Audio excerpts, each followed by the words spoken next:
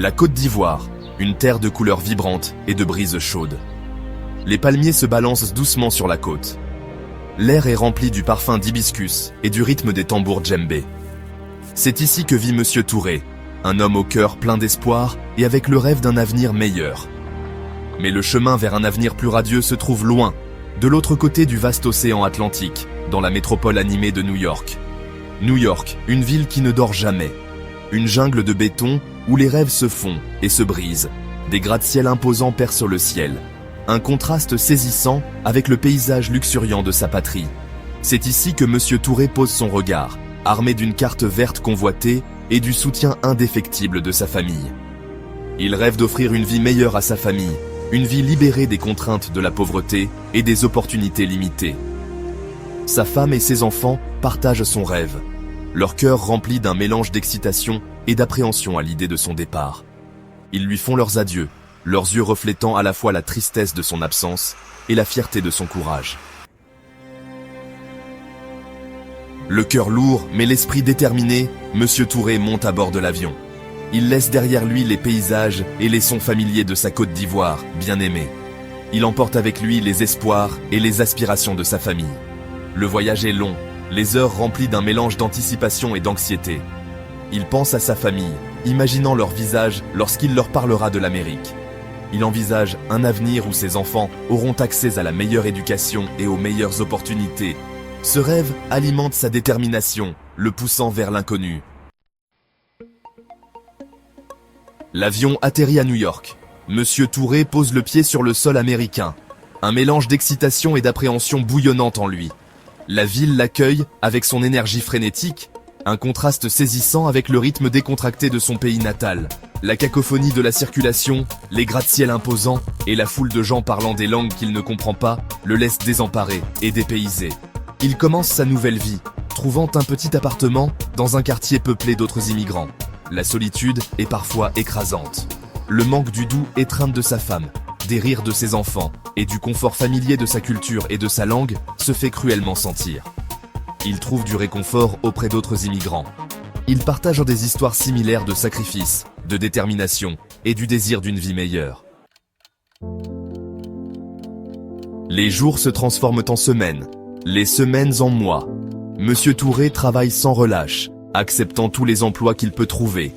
Il envoie de l'argent à sa famille, sachant que chaque dollar représente un pas de plus vers la réalisation de leurs rêves communs. Il leur parle au téléphone dès qu'il le peut, son cœur serré à chaque « tu me manques » et « reviens vite ». Il partage des histoires de ses expériences, des défis auxquels il est confronté et des petites victoires qu'il remporte.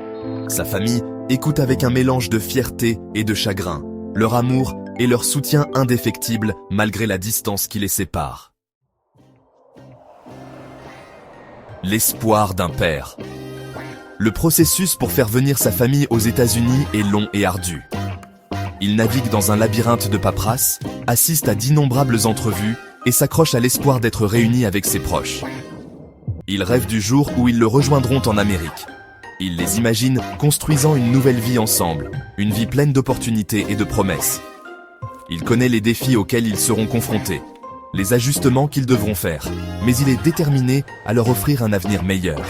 Son amour pour sa famille est sa force motrice, le phare d'espoir qui le guide à travers les moments difficiles. Les années passent. Monsieur Touré persévère, son amour pour sa famille ne faiblissant jamais. Il franchit enfin les obstacles bureaucratiques et reçoit la nouvelle qu'il attendait depuis si longtemps. Sa famille obtient des visas pour le rejoindre en Amérique. Son cœur se gonfle de joie et d'impatience. Il attend avec impatience leur arrivée, son esprit rempli de rêves pour leur avenir ensemble. Mais le destin, semble-t-il, réserve un autre sort à Monsieur Touré. Dans le cadre du processus d'immigration, des tests ADN sont requis. Les résultats arrivent, brisant son monde en 1000 morceaux. Des enfants, les enfants qu'il aime et chérit, ne sont pas biologiquement les siens. La trahison, la confusion et un profond sentiment de perte envahissent Monsieur Touré. La nouvelle le frappe comme un coup physique. La vie qu'il a construite, les rêves auxquels il s'est accroché, s'effondrent autour de lui. Il est dévasté, ne sachant que faire. Il se sent comme un étranger dans sa propre vie. Le cœur lourd, il prend la difficile décision de retourner en Côte d'Ivoire. Il laisse derrière lui la vie qu'il a construite en Amérique, les rêves qu'il avait pour sa famille. Il emporte avec lui un cœur rempli de douleur et un avenir rempli d'incertitudes. Les retrouvailles avec sa famille sont douces, amères. La joie de revoir sa femme et ses enfants est assombrie par le poids de la révélation qui a bouleversé leur vie. Il y a des conversations difficiles, des larmes versées et des accusations portées. La famille a du mal à accepter la vérité. À travers la douleur et la confusion, une chose reste constante. L'amour indéfectible de Monsieur Touré pour son fils aîné. Son fils, sa chair et son sang, l'accueillent à bras ouverts. Dans les yeux de son fils, il voit la compréhension, le pardon et un lien indéfectible. C'est cet amour pur et inconditionnel, qui donne à Monsieur Touré la force d'affronter l'avenir incertain. La vie, comme on dit, continue. Monsieur Touré, marqué mais pas brisé, commence à reconstruire sa vie en Côte d'Ivoire. Il trouve du réconfort dans les rythmes familiers de sa patrie, l'amour de son fils et la sagesse qu'il a acquise grâce à ses expériences. Son parcours, bien que marqué par la douleur et la trahison, a également été un témoignage de la résilience de l'esprit humain. Il réalise que la vie n'est pas toujours juste, que les rêves peuvent être brisés et que le chemin du bonheur est rarement droit. Mais il sait aussi que même dans les moments les plus sombres, il y a toujours de l'espoir. Il y a toujours le pouvoir durable de l'amour, la force de la famille et la sagesse qui vient de l'acceptation des complexités de la vie. D'un continent à l'autre, nos voix s'unissent pour créer une symphonie puissante. De New York à Paris, de Dakar à Montréal, chaque histoire est unique.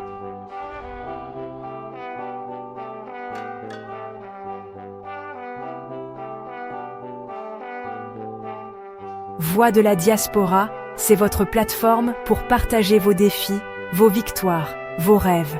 Comme Sarah, qui a inspiré des centaines de jeunes en partageant son parcours d'ingénieur. Ensemble, nous inspirons. Ensemble, nous grandissons. Rejoignez-nous sur Facebook et YouTube. Voix de la diaspora. Partagez votre histoire via WhatsApp au +1 917 280 02 47. Votre voix compte. Votre histoire inspire. Voix de la diaspora. Ensemble, tissons notre avenir.